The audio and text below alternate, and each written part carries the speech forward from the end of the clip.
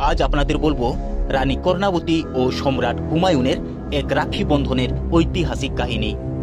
গুজরাটের সুলতান বাহাদুর শাহ রাজ্য জয় করতে উদ্গ্রীব। তার নজর মেওয়ারের দিকে। রাজা বিক্রমাদিত্য সিং তখন মৃত।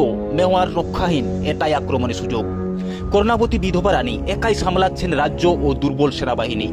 তিনি বুঝলেন এই আক্রমণ প্রতিহত করতে পারলে রাজ্যের ভবিষ্যৎ বাঁচবে। সব চেষ্টা ব্যর্থ জেনে কর্ণাবতী দিল্লির সম্রাট হুমায়ুনকে রাখি পাঠালেন। চিঠিতে লিখলেন, আপনি ভাই, আমি বোন, আমার সম্মান এখন আপনার হাতে। রাখি ও চিঠি হাতে নিয়ে হুমায়ুন আবেগে কাঁপলেন।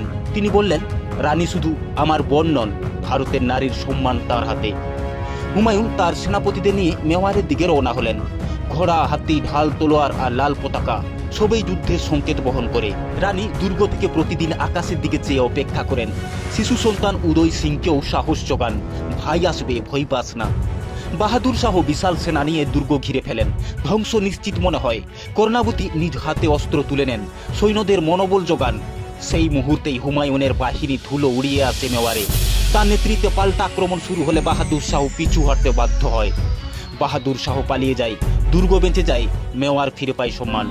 হুমায়ুন বলেন, আপনার ভাই কথা রেখেছে, রাখির ঋণ শোধ হয়েছে। কর্ণাবতী কৃতজ্ঞতায় চোখ ভেজান, হুমায়ুনকে ভাই বলে বরণ করেন। রাখির সে সুতো আজও ইতিহাসে এক ভ্রাতৃত্বের গৌরব গাথা। রাখি শুধু সুতো নয়, তা হতে পারে সাম্রাজ্য রক্ষার প্রতীক।